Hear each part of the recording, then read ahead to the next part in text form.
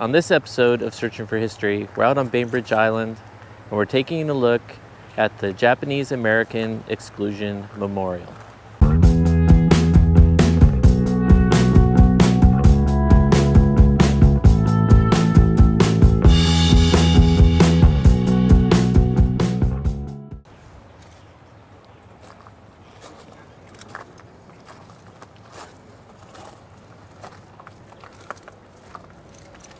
This site memorializes the forced removal of Japanese Americans, 2/3 of them American citizens, during World War II.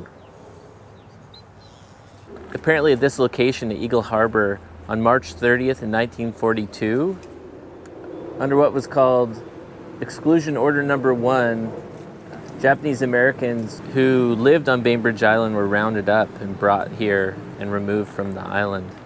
This memorial that we're at is part of the Minidoka National Historic Site in Idaho, so it's the same historic unit. So it's my understanding that the Japanese Americans from here were then interred in this Minidoka, Idaho internment camp.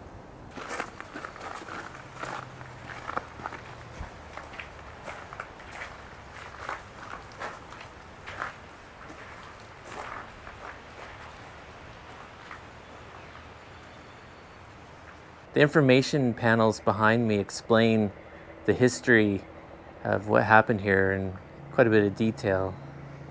You know, like here, it's explaining why Japanese Americans came to Bainbridge, looking for opportunity, for jobs, you know, fulfilling the American dream, getting involved with the agricultural industry, and then on March 30th, 1942, being rounded up and forced on a journey that went down to California, then ended at an internment camp in Minidoka, Idaho. And then this panel goes on to explain life in the camps. You know, so we're talking the elderly and children, you know, entire families forced into these camps. And then after the war, having to start over and put their lives back together. And we're just talking innocent people that were forced from their homes and had their property taken from them, all because they looked different. It's a real tragedy, and it never should have happened.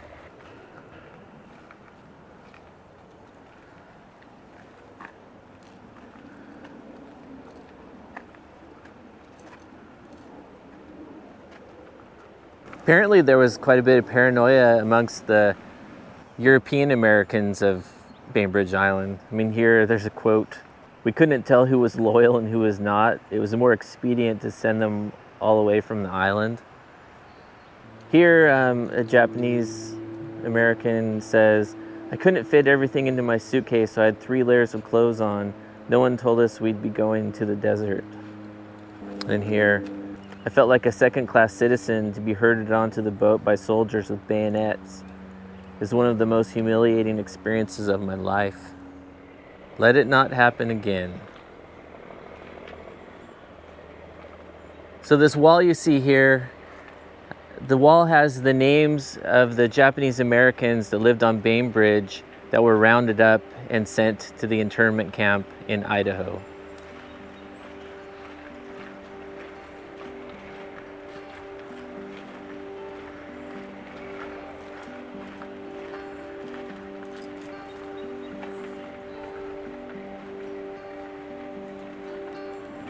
They were exiled by Presidential Executive Order 9066 and Civilian Exclusion Order Number 1 because they were Nikai, persons of Japanese ancestry.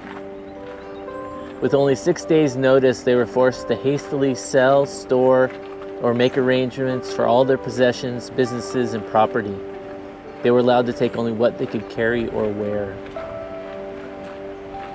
They were the first of more than 120,000 Japanese Americans to be forcibly removed from their homes and experience 3 years of unconstitutional internment.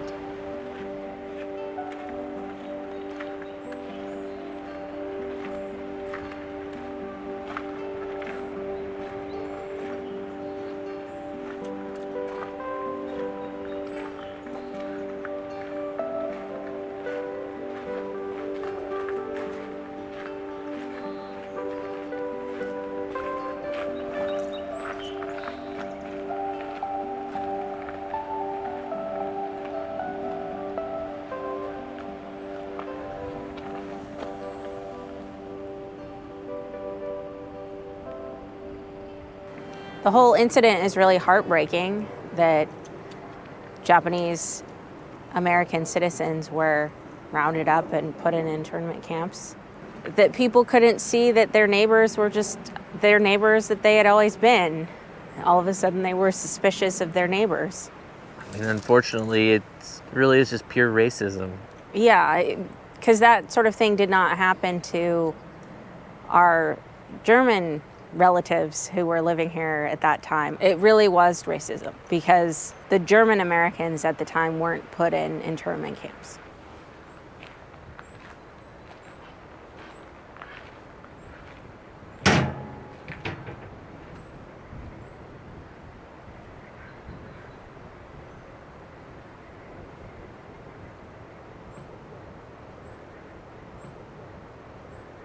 But I think this might be the location of the pier that the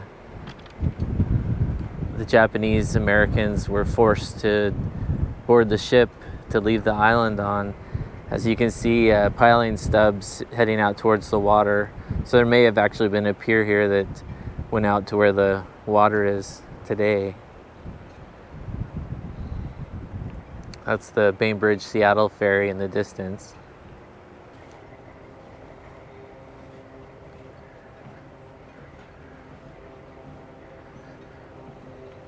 Really is an unfortunate history. Instead of ending the video here, I think I'm going to hold on to this until we have a chance to go to Idaho. So, we'll see you in Idaho. Now we're here in Minidoka at the Minidoka Internment Camp. The information center's closed today, but the grounds are open, and so let's take a look and see what we can learn about it. Apparently the information center is only open on Saturdays, but the actual grounds are open year-round. It looks like there's different informational panels around the area. The U.S. government called this a relocation center, but it was really a place of incarceration for over 13,000 Japanese Americans. So if you look at this, you can see the camp was quite large. I mean, if you know, these are like blocks of barracks, for lack of a better word, and yeah, I mean, there's several dozen of them. Warehouses, hospital, you know, the whole thing was surrounded by a fence with guard towers. Minidoka was built on 33,000 acres of Bureau of Reclamation land. Residential and administrative areas comprised 950 acres. Farmland was developed on about 800 acres, and the balance was left untouched. After the war, the land converted to homesteads and offered to returning war veterans, excluding Japanese American vets. Yeah, so this model displays the full extent of the camp when it was completed. So the Japanese Americans at Bainbridge Island and from other places around the West Coast ended up here in Minidoka. I had no idea that it was this big, and 13,000 people were incarcerated here. So here's an aerial photo of the camp. So we're here. I think this is the baseball diamond that you could see. Okay, these are called residential blocks. This map is showing Japanese Americans from Alaska, Washington, and Oregon all ended up in Minidoka. Created on March 19, 1942, the War Relocation Authority oversaw the incarceration of Japanese Americans across 10 camps, which it euphemistically called relocation centers. Construction of the Minidoka Relocation Center began in June of 1942, with thousands of incarcerees arriving in August and September. By then, the camp was only 75% complete. Instructions to all Japanese living on Bainbridge Island. All Japanese persons, both alien and non-alien, will be evacuated from this area by 12 noon, Monday, March 30th, 1942. Then there's a whole list of instructions. How to leave, what you can bring, and so forth. You know, it's my understanding that after the war, In many cases, when Japanese Americans returned to their homes, they came home to find that the land had been condemned and either taken over by the city or sold to other people. It's an incredibly tragic situation. Baseball played a key role in sustaining the 13,000 incarcerees at Minidoka. People of all ages and genders played on the 14 fields interspersed throughout the barrack blocks. So down there is the baseball diamond. If you look out at these fields, this is all land that the relocation center, the internment camp, was built upon. So there's almost nothing left of it other than a few buildings. This panel here is showing how the children that were incarcerated here recreated, how they spent their time. So incarcerees played baseball, football. They had a 9-hole golf course. They organized clubs, choirs, swing bands, scout troops. Throughout the camp's operation, the interest in recreational activities remained high, even as incarcerees faced enormous political, economic, and psychological challenges. Recreation provided not only a welcome distraction, but also community support, creative expression, stress relief, and a sense of purpose.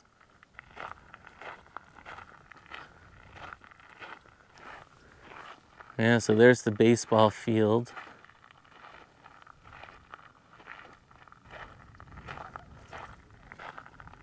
This informational panel behind me is talking about the tar-papered barracks.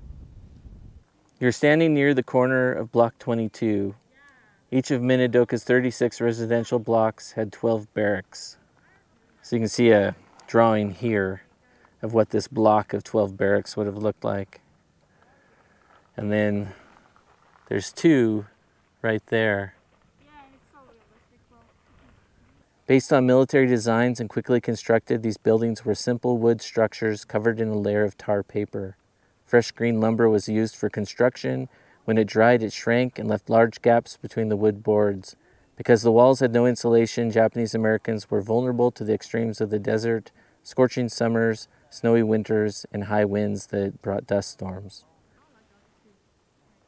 These are some boys in a mess hall. And then this is some young people attending church. This panel here is talking about a Hunt High School and a junior high school that were located near Block 23, with 2 elementary schools operated in Blocks 10 and 32. The government recruited white teachers to work at the camp, but had a high turnover rate, resulted in crowded classrooms. One teacher had 75 pupils in a 20 by 30 foot barrack room. Although the children were U.S. born, the curriculum was designed to promote American values. Students had to reconcile lessons about freedom and democracy with their own imprisonment. So apparently that's a barracks on the right and a mess hall on the left.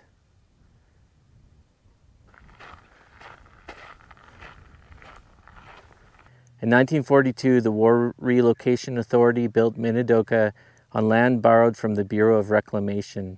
The BOR's mission was to develop the land for crops, so in exchange, the WRA agreed to continue this work using incarcerees as underpaid labor. So this map's showing the area of the internment camp and then the various agricultural fields. So behind me here is the camp's root cellar. Producing and preserving food was a major concern during World War II.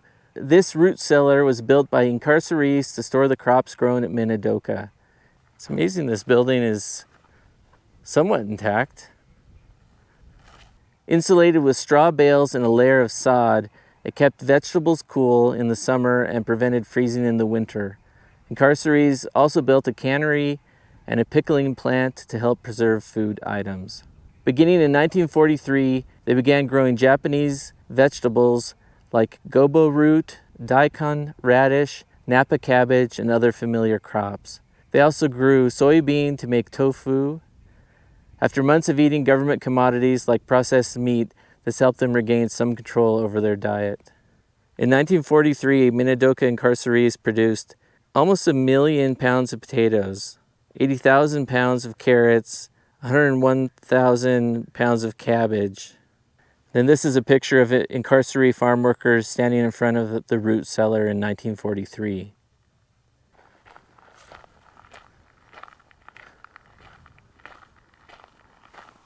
So behind me here is a replica of one of the guard towers. The 8 guard towers that circled Minidoka's perimeter were almost never used. According to a government report, camp authorities were unable to get the searchlights and telephones needed for the towers. Still, their presence had a deep psychological impact. Easily seen throughout the camp, the guard towers constantly reminded Japanese Americans of their imprisonment. You know, I imagine the barbed wire fence had a lot to do with that as well. Okay, so what we're looking at here, this building here is what remains of the military police building. And then here is the reception building. So that's the chimney that's left there. Armed guards monitored the daily flow of traffic as people moved in and out of the camp. They also inspected vehicles for restricted items. Visitors and incarcerees had to wait for clearance in the reception building before they could enter or leave. So behind me here is the camp's reception building. So if you wanted to come to the camp for whatever reason, you had to go into this reception building and wait for permission to enter. And then behind me here is what's left of the military police building. So they would guard the entrance into the camp. So here's the mantle of the fireplace.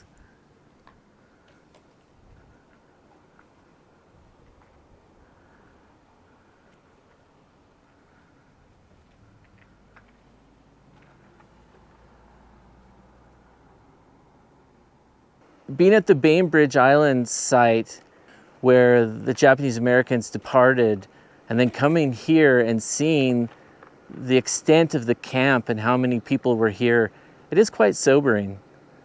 You cannot overstate how horrible it was, you know, what happened to the Japanese Americans during World War II.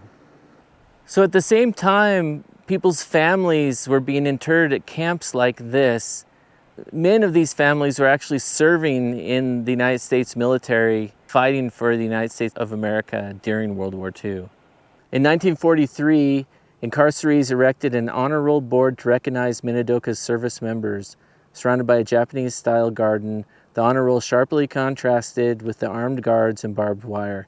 Gaps on the side panels allowed for the addition of new names as people continued to enlist. It is estimated that around 1,000 Minidoka incarcerees served in World War II. So in front of me there is the honor roll of Japanese Americans, both men and women, that served in the military during the war. Honor roll, Minidoka Relocation Center, Hunt, Idaho, serving in the U.S. Army.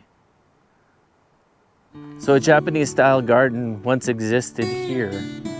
So I imagine these rock features were once part of that garden.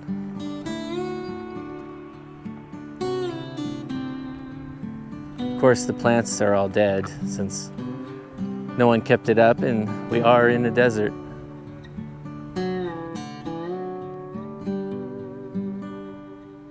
Well, that's all the time we have today for this video. Despite the sobering subject matter, I hope you enjoyed it. Don't forget to like, share, and comment on this video. And if you haven't, please subscribe to Searching for History. Thanks for watching.